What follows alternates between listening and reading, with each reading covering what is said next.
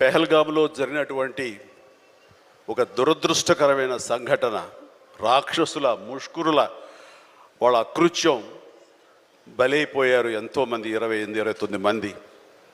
ఈ సందర్భంలో మన రాష్ట్రం నుంచి ఒక 2 యువకులు వాళ్ళకి బలైపోయారు. అండ్ ఇది చాలా దురదృష్టకరమైన సంఘటన.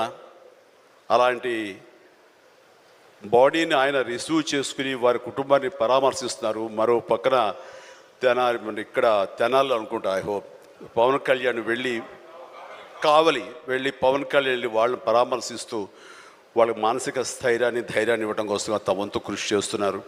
అండ్ వీళ్ళు చేసినటువంటి ఈ ప్రయత్నాన్ని మనస్ఫూర్తిగా నేను అభినందిస్తూ, అలాగే ఆ కుటుంబం 50 మందికి, అలాగే ఇతర రాష్ట్రాల్లో ప్రాణాలు అర్పించినటువంటి ప్రతి ఒక్కరికి హృదయపూర్వక నా కండోలెన్సెస్ని, సానుభూతిని తెలియజేస్తూ వాళ్ళ ఆత్మశాంతి చేకూరాలని సభాముఖంగా నేను కోరుకుంటున్నాను.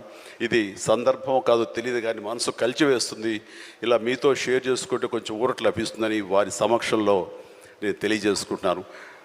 నేను రావటానికి ముందు మీరు ఏమైనా సంతాపాన్ని తెలిపారమ్మా? సంతాపాన్ని తెలియజేశారు ఇంతకుముందు? సో